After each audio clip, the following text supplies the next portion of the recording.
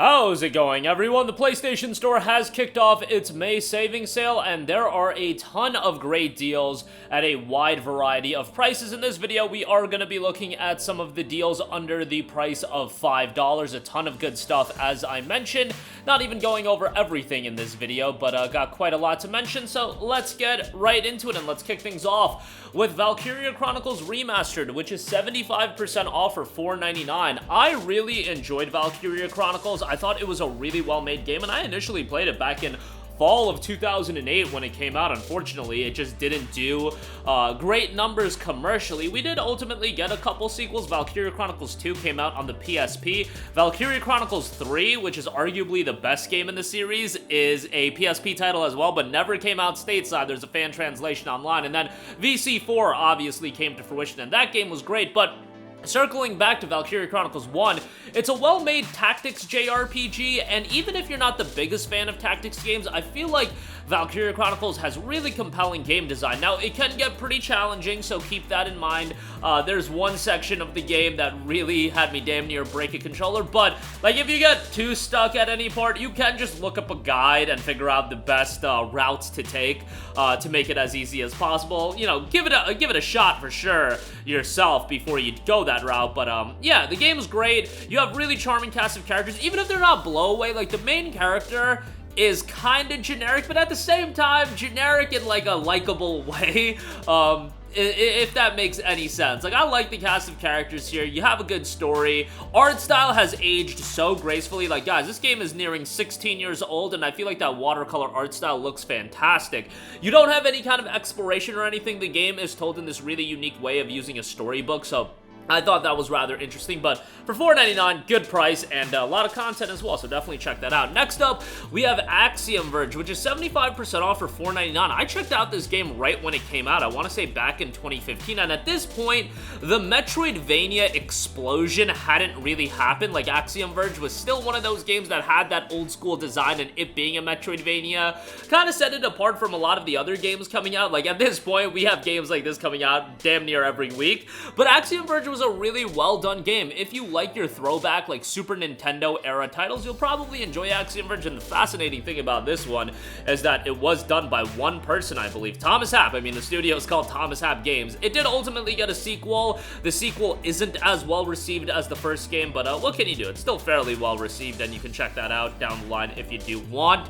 But for now, Axiom Verge 1 for $4.99. If you're into your throwback Metroidvanias, you'll like it quite a bit, so check that out. Next up, obviously, gotta give my boys at RGG a shout with Yakuza 0, 75% off for $4.99. Now, to be fair, if you are getting into the Yakuza franchise, look at picking up the Yakuza Origins digital bundle. That is 80% off for $9.99. That'll get you Yakuza 0, Yakuza Kiwami, and Kiwami 2. 3 games essentially for the price of 2, since they're all going for $4.99 right now.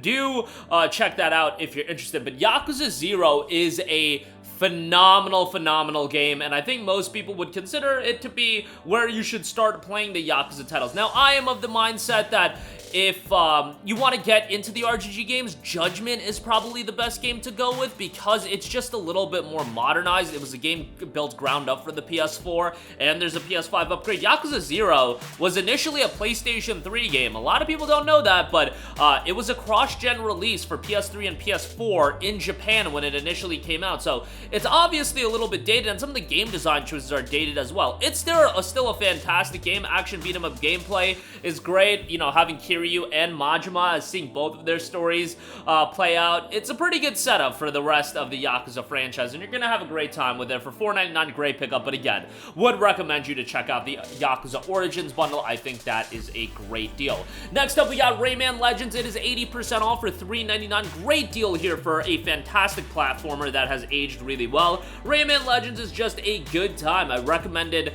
this game quite a few times, and I feel like it's a franchise that Ubisoft can do a lot more with. You know, outside of Nintendo platforms, I feel like we don't get a lot of great platformers, and platformers that are a throwback but at the same time modernized for, you know, a 2024 audience. I mean, Rayman Legends came out a while ago, but it still looks great, it plays great, it came out at this point, over a decade ago, which is just wild to think about. I still remember picking up, like, Rayman Origins. That's just, man, I feel like the years go by quicker and quicker. But nonetheless, Rayman Legends, $3.99, great platformer. Definitely give this a look. Even if it's a Ubisoft game and everybody these days hates Ubisoft, Rayman Legends was one of their really great outings.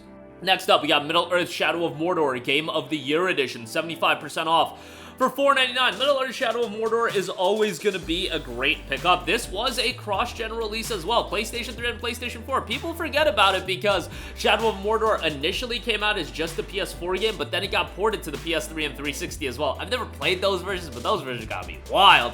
The Shadow of Mordor visually looks fantastic. Gameplay is incredibly satisfying. Narratively, it's great. I have no attachment in the world for Lord of the Rings or the IP or anything like that, but Shadow of Mordor, just as a contained open world action title, I think it's very, very well done. Visuals are great, gameplay is satisfying.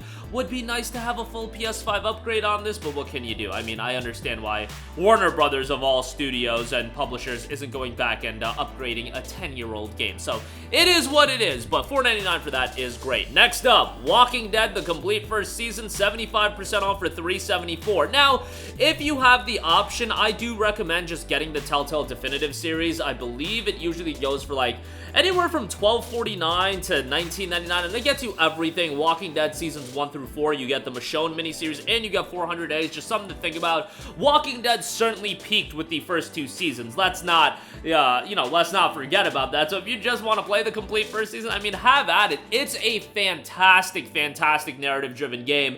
I remember playing this right when it came out, and, I wasn't big into games that were just story-driven at the time, and at that era, visual novels hadn't really popped off here stateside. I wasn't playing games like Danganronpa. I don't believe, Danganronpa came out in like 2014, so Telltale, to me, kinda was my introduction to solely story-driven games, and I really, really enjoyed Walking Dead Season 1.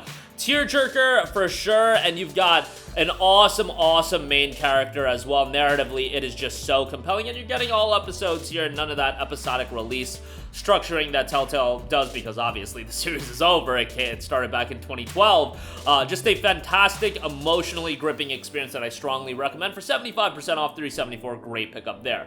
Next up, we got Sword Art Online Fatal Bullet, 88% off for $4.79. Now, if you're a JRPG fan, this is not the JRPG that should be at the top of your list to play. And if you're getting into the genre, yeah, Sword Art Online Fatal Bullet isn't the game to pick up. But if you are an SAO fan, for whatever reason, I'm not here to judge you guys, but for whatever reason, if you like SAO, I thought Fatal Bullet was an enjoyable experience. It takes the Gun Gale Online game and puts that into a video game, and I actually thought mechanically it did a lot of things well, and it ended up being a pretty fun game. Now, Sword Art to me is incredibly cringe at times, and that still holds true in the games, but every now and again you get a pretty decent Sword Art game, and for some godforsaken reason I've played the majority of them, and a lot of them actually end up turning out to be pretty good, and I enjoyed Fatal Bullet for what it is.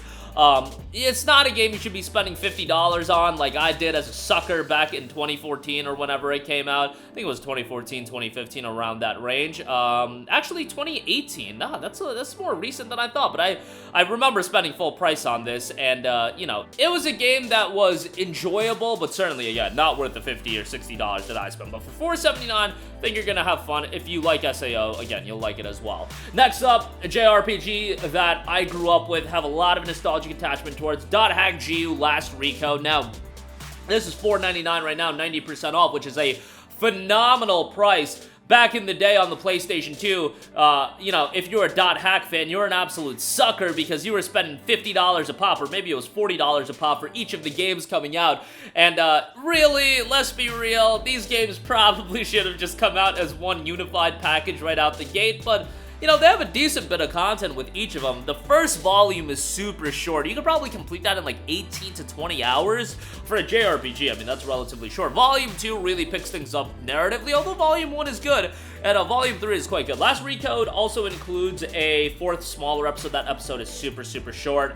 But yeah, to get all that content for $4.99, I think it's a great game. You have a diverse roster of characters. Now, some of them aren't as well fleshed out, and some of the pacing issues with some of the character development is absolutely there. there, but overall, really enjoyed my time with .hack.gu, and I think Haseo, the main character, is one of the better developed main characters in a JRPG. Like, sometimes he's a little bit corny. It's mid-2000s JRPGs. Like, you know, you're gonna have corny characters there, but I actually really liked how Haseo's character arc was structured, and, you know, outside of, like, in that era, like, Haseo in this game, and like Luke from Tales of Abyss, to me, really stand out as far as JRPG characters that were really well developed, and I thought Haseo was a very well developed character from beginning to end, is what I'm saying.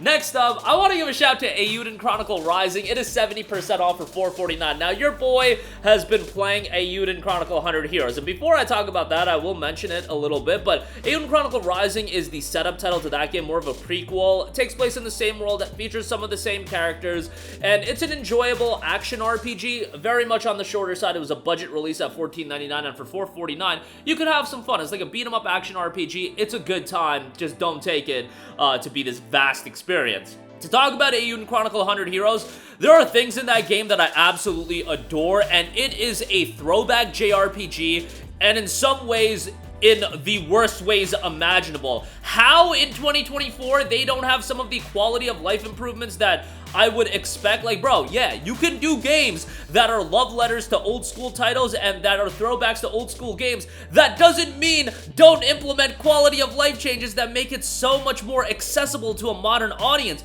Translation in the game is really bad. There's just a lot of issues in the game that are gonna prevent a lot of people from really enjoying it. I myself am enjoying it, but man, does it have a lot of shortcomings, and with the level of funding that they got for the game, some of the shortcomings are incredibly egregious. If they do, in fact, do that sequel that is rumored upon, they have a foundation they can build upon. Just implement quality of life improvements, get a better translation going, and you will have much better success with the sequel, because there's something really good in that game. It's just, it is mind-numbing to know, like, the areas where they falter in. It's just like, in 2024, you would not expect these issues to arise, but it is so incredibly dated in a lot of regards, and it's just, there's one thing of being a love letter to throwback titles, there's another thing in just having absolute archaic game design, and that's what is in Eiyuden Chronicle 100 Heroes. Just absolute archaic game design coupled with horrendous translation, so that doesn't help either. Hopefully they can fine-tune it for a sequel, or if they decide to continually update the game, they have a season pass, there's more content coming for the game. You can modernize the game in the standpoint of doing the early access gimmick and offering the game early for the digital deluxe buyers. You can do DLC and season pass. Oh, you're modern in that regard. You sure are modern in that regard, but actual game design, we can't modernize it a little bit to make so the quality of life issues are not there and the game is more accessible. Again, difference between being a love letter to throwback games and, you know, just having archaic game design. And that's what Eiyuden Chronicle 100 Heroes has, in some regards, just archaic game design. But maybe some of you guys will disagree with me on that. I am still really enjoying the game, but man, it could have been so much better in such an easy way from my vantage point that it's just a little bit mind-numbing. But nevertheless, rant over on that. Rising for $4.49, not a bad price. Lastly, I do want to mention Greek Memories of Azur. It is 75% off for $4.99. Shorter action title here, great visual style. The gameplay is super simplistic, so nothing to write home about there, but you have different characters that you utilize, and utilizing them when necessary in solving some of the aspects of the game. I feel like it's pretty well done. Definitely not a game you should be spending the full $20 on, but for $4.99, I actually think it's a pretty good pickup. Again, very short, but a well done game, and if you're looking for a game that you can complete in a sitting or two, this isn't a bad one to check out. But that is gonna do it for me. Again, a lot of great deals, and this is really scratching the surface on all of them. The deals under $5, links to all of these in the description box down below. As always, thanks for watching. Sound off with all of your thoughts in the comments section down below, and goodbye. Hey guys, we hope you enjoyed the video, and if you did, make sure to hit the subscribe button, and if you're already subscribed, do us a favor and hit the bell icon. This way you'll be notified whenever we post a new video. That's the best way to keep up with all of our uploads, and we usually try to upload 2 videos a day. And with the bell icon hit, you'll be notified whenever we do upload a video. As always, thanks for watching.